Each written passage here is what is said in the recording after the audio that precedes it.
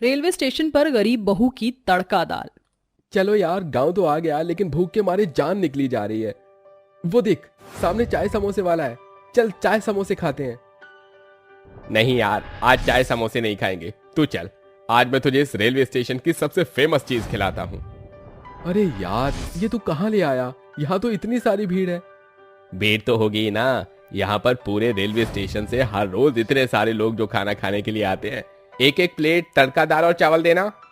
ये लीजिए आपकी 2 प्लेट तड़का दाल और चावल। ये खा और बता कैसा है। यार, ये तो सच में बहुत ज्यादा टेस्टी है। मैंने आज से पहले इतनी अच्छी तड़का दाल कभी नहीं खाई। यार, मेरे लिए एक और प्लेट ले ले। आज तो मैं यहाँ की सारी तड़का दाल और चावल खा जाऊंगा। मैं जब भी यहाँ आता हूँ तो हमेशा यहाँ की तड़का दाल और चावल जरूर खाता हूँ। बहन जी, आपने सच में बहुत अच्छी तड़का दाल और चावल बनाया है। लेकिन आप इतनी अच्छी तड़का दाल कैसे बना लेती हैं? क्या राज है? मेरे ख्याल से आपको इस ढाबे पर नहीं बल्कि किसी 5 स्टार रेस्टोरेंट में होना चाहिए था। इसकी बहुत लंबी कहानी है। मैं यहाँ शुरू से ही तड़का दाल और चावल नहीं बेच रही हूँ। ये काम तो मैंने मजबूरी में शुरू किया था। कैसी मजबूरी? उर्मिला बहू, आज तेरी पहली रसोई है तो तू आज क्या बनाएगी? माँ जी, मैं सोच रही हूँ कि मटर पनीर, पूड़ी, चावल और हलवा बना दूँ। बहू, इतना हैवी खाना मत बना, कुछ हल्का बना दे। शादी में इस बार बहुत हैवी खाना खाया है इसलिए। इतना कहकर पल्लवी वहां से चली जाती है, जिसके बाद उर्मिला दाल निकालती है और तड़के वाली दाल और चावल बना देती है। खाना बनने के बाद उर्मिला खाना ले जाकर डाइनिंग टेबल पर रखती है।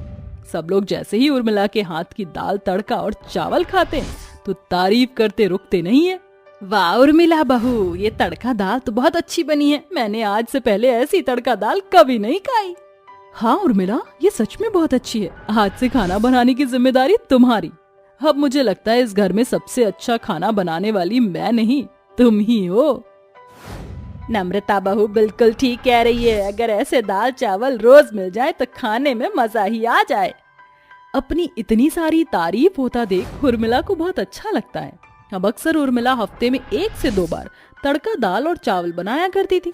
ऐसे ही समय गुजरता रहता है और सब कुछ ठीक जा रहा होता है कि एक दिन, ओह नो, ये क्या हो गया? मेरे सारे के सारे शेयर्स डूब गए।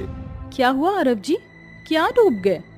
मैंने अपनी कंपनी के सारे शेयर्स शेयर मार्केट में लगाए थे, लेकिन ये सारे डूब गए। मेरी कंपनी का बहुत बड़ा लॉस हो गया है। अब मैं क्या करूं? ये कंपनी हमारा जीने का सहारा थी।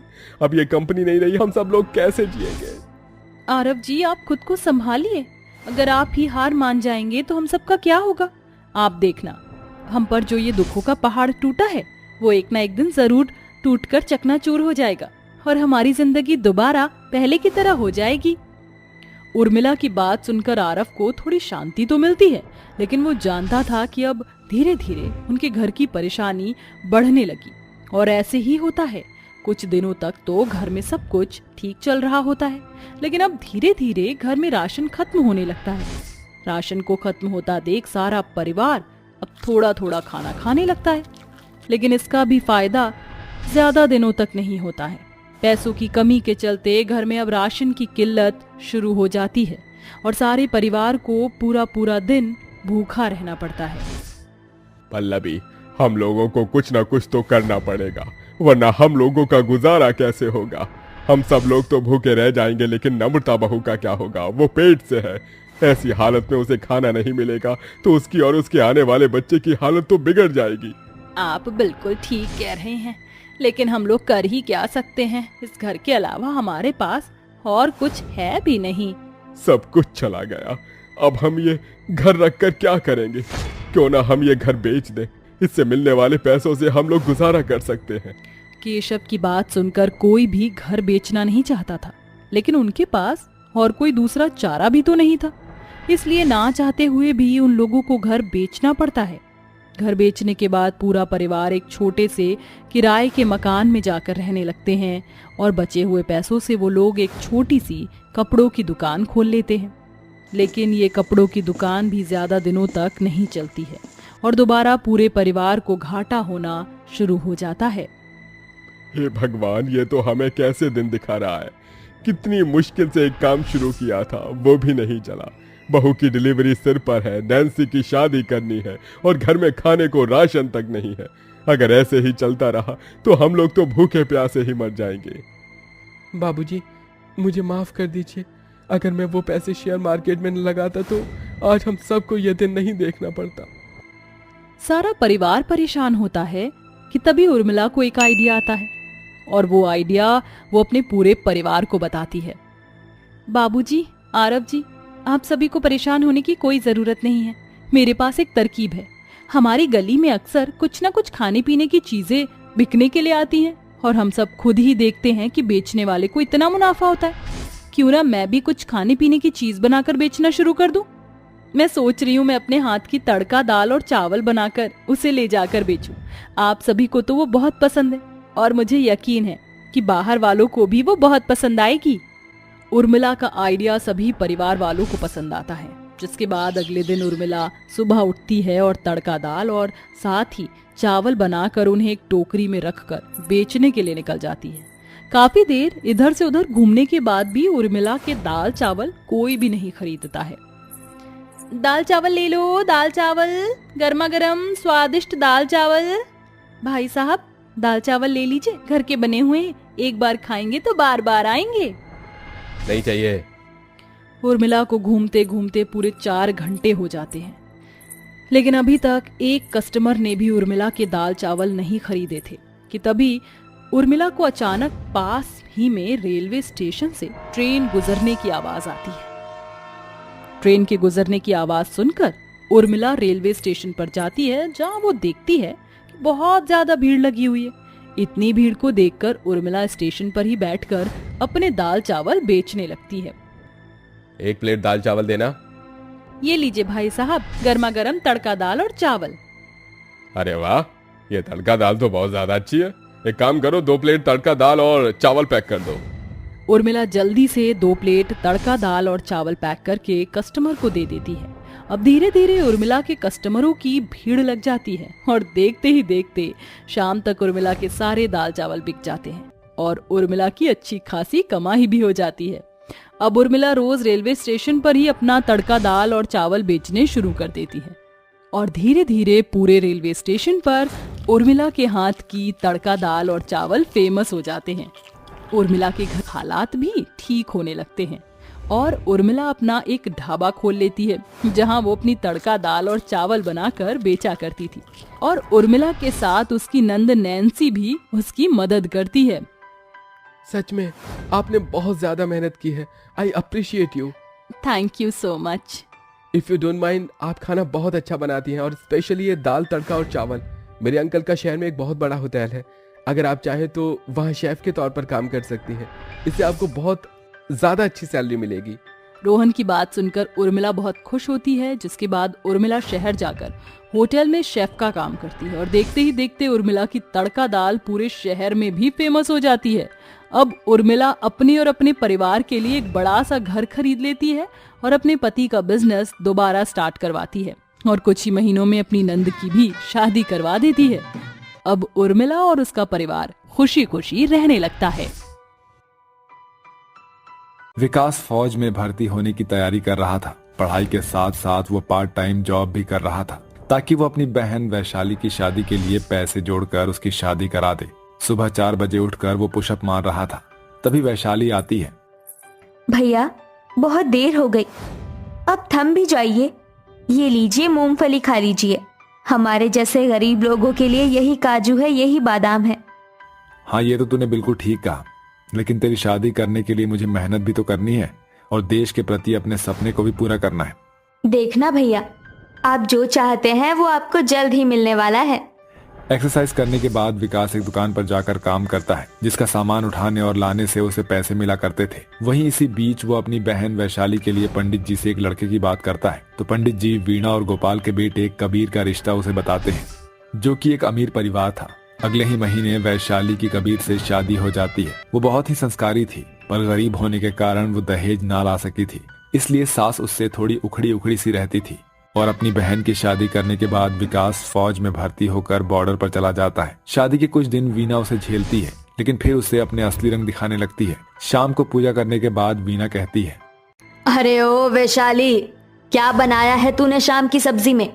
माँ जी, मैंने बेसन की कड़ी बनाई है, आप चख लीजिए, ठीक से बनी तो है ना? दिखा।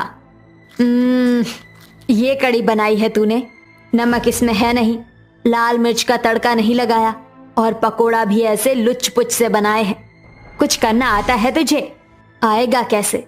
गरीब घर से आई है, माँ बाप थे नहीं तो भैया तुझे कितना सिखा देता।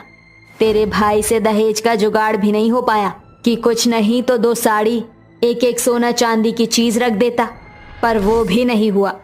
माँ जी, ये सब आप कैसी बातें कर रही हैं? हाँ, मैं गरीब हूँ, पर आप मेरे भैया के बारे में ऐसे मत कहिए। उन्होंने मेरे लिए बहुत कष्ट उठाया है, मुझे पालने के लिए और मेरी शादी करने के लिए भी आपके मुताबिक सब दिया है। फिर भी तेरे से पूछा मैंने, जो बीच में जुबान लड़ाने लग गई। चल निकल यहाँ से, झोंक लगा दोबारा इसमें। फिर वैशाली डबडबाई और रोते हुए रसोई में जाकर कढ़ी को दोबारा छौंक देती है। फिर सब खाना खाने के बाद वैशाली की तारीफ करते हैं। अरे बहू, तूने तो आज भी बहुत अच्छा खाना बनाया है।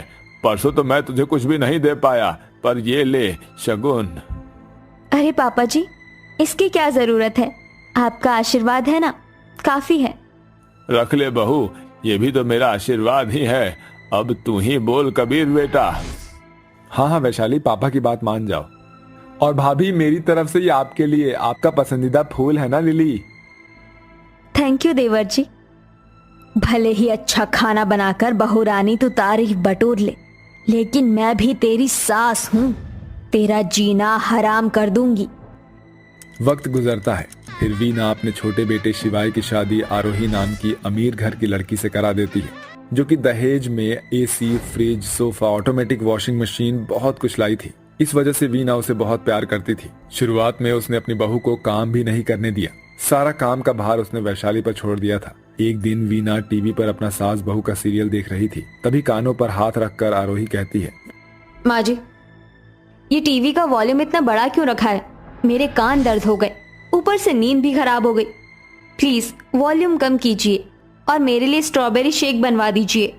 अच्छा ठीक है बहू, आजा, तू यहाँ बैठ जा, मैं तेरा सर दबा देती हूँ। अरे ओ वैशाली, जरा इधर आ, तेरी देवरानी को स्ट्रॉबेरी शेक चाहिए, बना कर ला, और मुझे नींबू पानी दे दे। जी माँ जी, मैं अभी बना कर लाती हूँ। सुनिए मेरी गरीब जेठानी, आइसक्रीम और आइस क्यूब्स अच्छे से डालना। ठीक है। फिर वैशाली सास और देवरानी के लिए ठंडी शरबत बनाकर ले आती है, जिसे जानबूझकर आरोही थोड़ा गिरा देती है। ओह, गलती से मुझसे गिर गया। जेठानी जी, आप यहाँ से सफाई कर दीजिए। ठीक है देवरानी जी। ये कहकर वैशाली वहाँ पोंछा लगा देती है। दरअसल सास और देवरानी का मिलन हो गया था।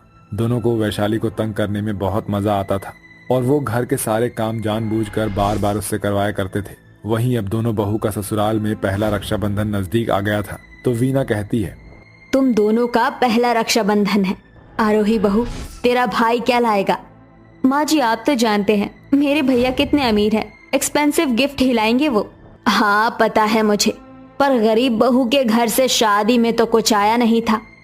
मुझे नहीं लगता इसके पहले त्योहार रक्षाबंधन पर भी कुछ आने वाला है, और वैसे भी इसका भाई तो बॉर्डर पर बैठा है, क्या लाएगा?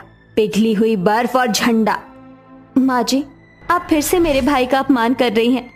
आपको क्या, भारत के सभी लोगों को फौजियों पर गर्व होना चाहिए कि वो इतनी माइनस डिग्री में बॉर्डर पर सेवा करते हैं, इतना महान काम करते हैं, और आप बार बार अमीर गरीब को बीच में क्यों ले आती हैं? बस बस, अपने महान भाई का प्रवचन बंद कर। अमीर गरीब ही सब कुछ होता है, गरीब को कोई नहीं पूछता, पैसे वालों को ही पूछते हैं। ये तो तूने देख लिया होगा। हाँ माँ जी, बहुत अच्छे से। सिर्फ इसी वजह से आप दोनों मेरे साथ ऐसा करती हैं। तो अपने भाई को बोलिए ना, पैसा कमाए। फिर 2 दिन बाद रक्षाबंधन का दिन आ जाता है। आरोही ने अपने भाई रोहन के लिए काफी अच्छी सजावट करवाई थी और उसके लिए महंगे तोहफे भी लेकर आई थी।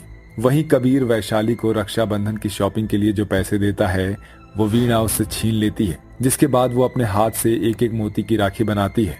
छी, कितनी खराब राखी बना रही हैं आप जेठानी जी। देखिए, मैं अपने भाई के लिए चांदी की राखी लेकर आई हूँ और गिफ्ट में उसे 10 लाख की घड़ी दूंगी। अच्छी बात है देवरानी जी, अब मेरे पास जो होगा उसी में ही गुजारा करूंगी ना। मेरे भैया को ये भी बहुत पसंद आएगा। शुक्र है बन गई। माँ जी, मैं जरा पोस्ट ऑफिस तक जा रही हूँ। क्यों जा रही है? कहीं नहीं जाना तुझे। फौज में है ना तेरा भाई, क्या करेगी उसकी रक्षा के लिए राखी भेजकर? जानती तो है फौजियों का क्या अंजाम होता है। चुपचाप से घर में काम कर, फेंक इस 2 कौड़ी की राखी को। वीना गरीब बहू के हाथ से राखी लेकर फेंक देती है, जिससे उसकी राखी की मोती टूट जाती है। इस बात से वैशाली को बहुत गुस्सा आता है। बस माँ जी बस, अब मैं अपने भाई के खिलाफ एक शब्द और नहीं सुनूंगी। अरे आज का दिन इतना पावन होता है, सारी बहन अपने भाई की रक्षा के लिए उसे राखी बांधती है, और आप उल्टा मेरे भाई के लिए ऐसे शब्द इस्तेमाल कर रही हैं। अमीर और गरीब क्या है, ये सिर्फ चंद पैसों की वजह से रिश्ते खराब होते हैं, वरना तो रिश्ते दिल से निभाए जाते हैं। आपने मुझसे पैसे भी छीन लिए और मेरी राखी भी तोड़ दी। ओहो, बुरा लग गया। बहुत हो गया, बंद कीजिए सब। वैशाली का भाई विकास बॉर्डर से सीधा अपनी बहन के ससुराल आ जाता है और सारी बातें सुन लेता है, जिसे सुनकर उसे बहुत गुस्सा आता है। मेरी बहन, तुझे यहाँ पर ये लोग इतना परेशान कर रहे हैं और तूने मुझे बताना भी जरूरी नहीं समझा। माँ जी, सिर्फ गरीबी की वजह से ही आपने मेरी बहन के साथ इतना सब कुछ किया है ना। अरे क्या कमी रह गई थी? ये कितनी आज्ञाकारी और संस्कारी है मैं अच्छे से जानता हूँ। आपके घर को अच्छे से संभाल लिया होगा इसने। फिर भी पैसे चाहिए ना आपको, तो ये लीजिए पैसे। पर मेरी बहन, अब तू यहाँ नहीं रहेगी, चल मेरे साथ। और आरोही, तुम भी मेरी बहन जैसी हो, तो भाई बहन के रिश्ते को ऐसा कैसे कह सकती हो तुम? सही कहते हो बेटा, यहाँ बहू का सम्मान नहीं है। तुम इसे ले जाओ, कम से कम खुश रहेगी। अरे शर्म आती है तुम्हें थोड़ी सी भी वीना? और आरोही बहू। दोनों को अपनी गलतियों का पछतावा हो जाता है। माफ कर दीजिए दीदी, हमें ऐसा नहीं करना चाहिए था। सॉरी भैया। बहू, मुझे समझ आ गया है कि सिर्फ पैसा कुछ नहीं होता। बेटा, मुझे माफ कर दो, मैंने तुम्हारे लिए इतना गलत बोला। मेरी बहू को कहीं मत ले जाओ, मैं शर्मिंदा हूँ। ठीक है भैया, मैं भी आपकी राखी बांध सकती हूँ? हाँ। इस तरह वीना और आरोही का वैशाली को लेकर मन साफ हो जाता है और इतने में मोहन भी आ जाता है। फिर वैशाली और आरोही दूसरे के भाई को प्यार से राखी बांधते हैं। फिर उन्हें तोहफा मिलता है और सभी लोग खुशी खुशी रहने लगते हैं।